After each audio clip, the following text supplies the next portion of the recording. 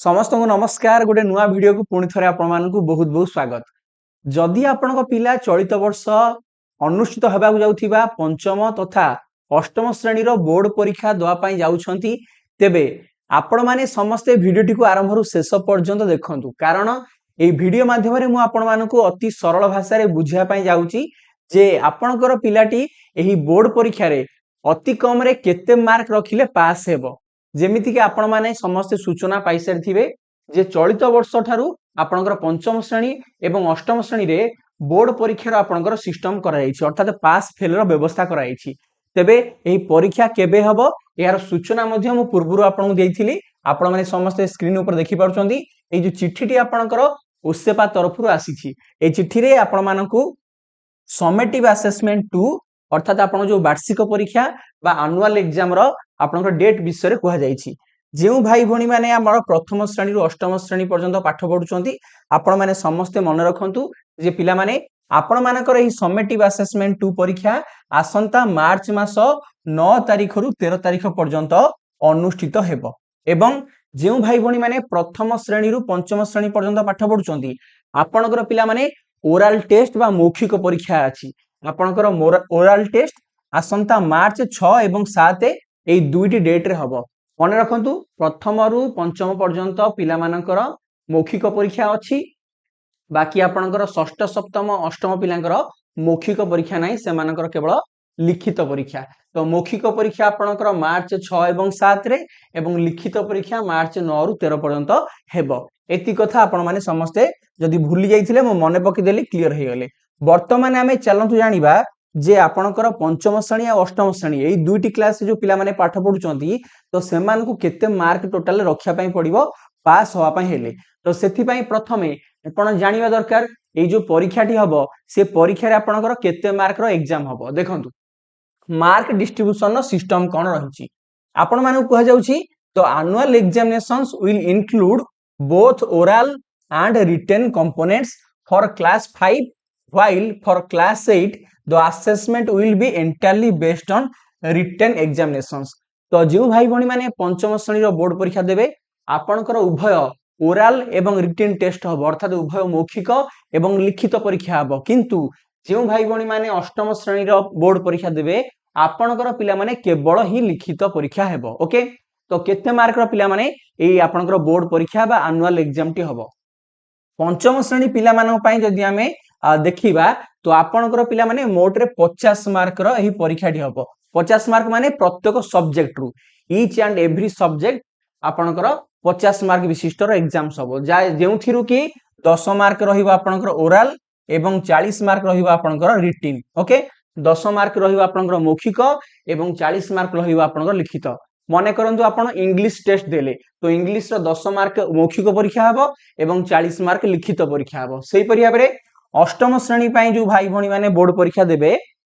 आपनकर पिला माने कोनोसी ओरल टेस्ट हबो नाही, अर्थात मौखिक परीक्षा नाही। आपनकर प्रत्येक सब्जेक्ट रु 50 मार्क रो पिला माने लिखित परीक्षा हबो। ओके, क्लियर हे गेले। आई होप आपनकर कोनोसी बुझिबार असुविधा हि नथिबो। देखंतु मु एठी मध्ये ओडिया रे पिला माने आपनकर बुझिया पई सहज रे लिखि देइछि। पंचम एवं अष्टम श्रेणी रे 50 नंबर रो परीक्षा करा जिवो प्रत्येक सब्जेक्ट रु। पंचम श्रेणी रे उभय मौखिक एवं लिखित परीक्षा हबो, जेउथे कि मौखिक रहइबो 10 मार्क एवं लिखित रहइबो 40 मार्क। एवं अष्टम श्रेणी रो पिला मानकर केवल लिखित परीक्षा हबो 50 मार्क विशिष्ट। ताले केते मार्क रो परीक्षा हबो बुझी गले। तापरे चलंतु जानिबा जे आपन को पिला माने मार्क केमिति दिया जिवो हला।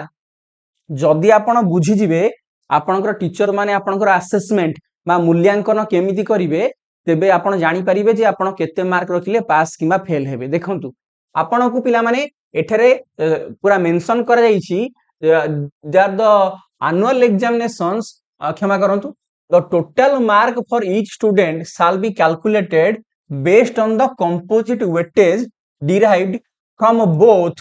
the annual examinations and the internal assessment। कौन ता माने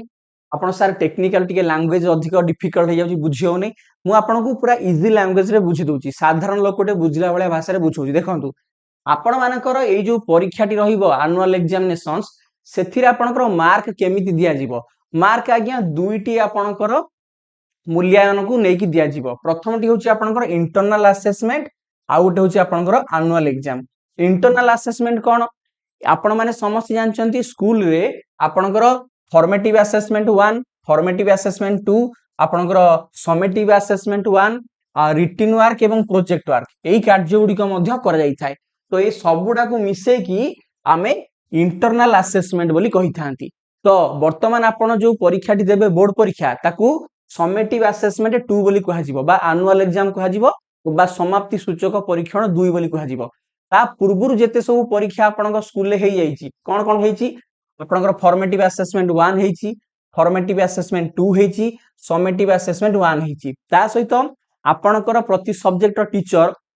आपण किछि प्रकल्प कार्य बा प्रोजेक्ट वर्क मध्ये देइथिबे तो प्रोजेक्ट वर्क ता सहित प्रति सब्जेक्ट रु किछि रिटन वर्क अर्थात किछि लिखित कार्य मध्ये आपनकर दि जाइथिबो तो ए सबुडा को मिसे की कुहा जिवो इंटरनल असेसमेंट एवं आपण माने ए जो परीक्षाटी देबे बोर्ड परीक्षा से जो 50 मार्क रो सेटा कुहा जिवो एनुअल एग्जाम तो ए दीटांक एग्जाम रो बा ए जेते उडे सब परीक्षा हेची से सबुरो मार्क को ओवरऑल आपनकर काउंट करा जिवो आपण पास किबा फेल ध्यान दियंतु तो गुरुत्व काहा को केते दिया जिवो इंटरनल असेसमेंट को 60% गुरुत्व दिया जिवो एवं एनुअल एग्जाम को 40% गुरुत्व दिया जिवो को क्लास पई ना पंचम श्रेणी पिला मानन पई एवं जेउ भाई भणी माने अष्टम श्रेणी रो आपनकर बोर्ड परीक्षा देबे आपनक पई इंटरनल असेसमेंट को 50% गुरुत्व एवं एनुअल एग्जाम को 50% गुरुत्व दिया जिवो आपण माने वर्तमान भाबुथिबे ए गुरुत्व कथाटा कोन 60% 40% 50% 50% एटा कोन बुझी होने टिके सरल भाषा रे सारे बुझांतु हमकु बुझिया को सहज हबो गोटे एग्जांपल दोउची धड़ास्तिना संगे संगे बुझी जिवे ध्यान देकी देखंतु वर्तमान आमे गोटे पिलार गोटे सब्जेक्ट रो एग्जांपल लबा मने करंतु स्नेहा बोली गोटे झियो आपनकर पंचम श्रेणी रे ए वर्ष परीक्षा दबो हला ठीक अछि तो मने करंतु तार गणित सब्जेक्ट रो केते मार्क से रखिले ताकू पास बोली कंसीडर करा जिवो ताकू हमें वर्तमान हिसाब करिबा देखंतु आपनको मु कोन कहिली इंटरनल असेसमेंट जो थिरे कि आपनकर formative assessment 1 formative assessment 2 summative assessment 1 लिखित कार्य एवं प्रकल्प कार्य ए सबुडा को मिसी की रहिबो जहा को आपन कहउचंती इंटरनल असेसमेंट तो तार गुरुत्व केते 60% तो एई जो पिला माने आपनकर रहिला एग्जाम सुडिको सेथिरे आपनकर केते मार्क रहिची आपन जानचंती फॉर्मेटिव असेसमेंट थिला 25 मार्क फॉर्मेटिव असेसमेंट 2 थिला 25 मार्क समेटिव असेसमेंट 1 थिला 50 मार्क तो ये मिसी टोटल ला 100 मार्क मने करंतु स्नेहा बोली गोटे झियो ए 100 मार्क रु रखिथिला 70 सेही परि हमरे लिखित कार्य 10 मार्क रहबो आपनकर मने करंतु स्नेहा 10 रु रखिची 8 एवं प्रकल्प कार्य आपनकर 20 मार्क रहिबो हला तो 20 रु मने करंतु से रखिची 16 हला ताहले ए सब जांकु मिसे के हमें कहउचंती इंटरनल आपनकर असेसमेंट तो ताकू हमें 60% गुरुत्व दिया जिवो तो देखंतु एठी आपनकर ए तीनटा पई 30% आउ एथि पई 10% एथि पई 20% तो 30 ये 20 50 10 60 तो ये आपनकर टोटल इंटरनल असेसमेंट पई 60% गुरुत्व दिया जिवो अर्थात ए तीनटा अंक रे मिसे की से जेति की मार्क रखिची तार 60% को काउंट करा जिवो तो तार 60% यदि हिसाब करिबा ये हला आपनकर 21 ये हला 8 ये हला 16 केते हला 21 प्लस 8 प्लस 16 8 6 14 को 15 रु 5 रखिला 1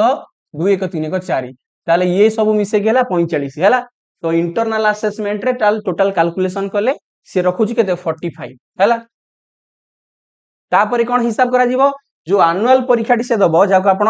एसए 2 बोली कहउचंती तो ताकू आपनकर 40% गुरुत्व दिया जिवो ए जो 50 मार्क हबो गणित रे मन करन 50 मार्क को स्नेहा रखिला 30 मार्क हैला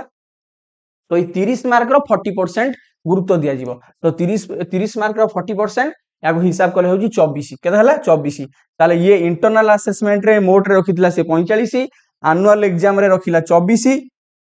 तो 45 रे जदी हमें मिसी दोचंदी 24 ताले ये होची आपनकर 69 केते हला 69 ताले पास ना फेल पास कोन पई कारण नियम होची जे जदी ए सबु आपनकर मूल्यांकन परे गोटे पिला 30% रखि पारु नाही अर्थात आपण माने देखंतु कोन लेखा आइची नियम कहला कि the minimum passing mark will be 30% in aggregate aggregate माने आपणकर इंटरनल असेसमेंट ता सहित एनुअल एग्जाम रो मार्क को मिसे की जदि पिला कोनोसी गोटे विषय रे सबु हिसाब परे 30 मार्क रु कम रखुची तेबे आपण से पिला को फेल बोली कहिबे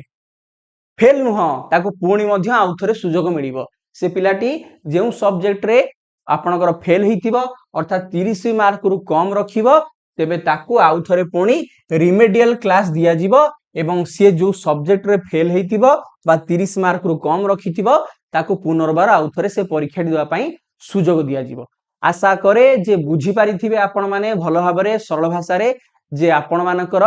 मिनिमम केते मार्क आपण को इन एग्रीगेट रखिया पई पड़िबो जहा द्वारा कि आपण ही परीक्षा रे पास करिवे हैला तो अष्टम श्रेणी पिला पई मध्ये एक्जेक्टली एही नियमटी आपनकर एप्लीकेबल हबो ओके परफेक्ट तो आशा करे आपण माने समस्ते बुझी पारिथिबे तथापि जदि आपनकर किछि डाउट रहउछि वीडियो रो कमेंट बॉक्स रे आपण मते लिखि जणाई परिबे वीडियोटी शेष करिया पूर्वरु आपण मानकु मु कहि रखे जे 2027 रे आपनकर जदि कोनोसी पिला नवोदय एंट्रांस परीक्षा पई ऑनलाइन ने घर रही पाठ पढिया पई चाहउछंती तो बीरेन सर ओडिया हमर एप्लीकेशन को आपण माने गूगल प्ले स्टोर डाउनलोड करि परिबे जेउथरे कि आमे आपनकु एही एग्जाम पई लाइव क्लासेस प्रोवाइड करूछु ता सहित ए कोर्स सहित जॉइनिंग कले आपण मध्य नवोदय गोटे गाइड बही ए क्लास सहित फ्री रे पाई परिबे स्क्रीन ऊपर देखाउथिबा हमर ऑफिशियल कांटेक्ट नंबर सहित आपण हमकु जोगाजोग करंतु एवं कोर्स विषय रे अधिक सूचना पाया पई चेष्टा करंतु समस्त हृदय बहुत बहुत धन्यवाद thank you very much God bless you all जय हिंद वंदे उत्कल जननी।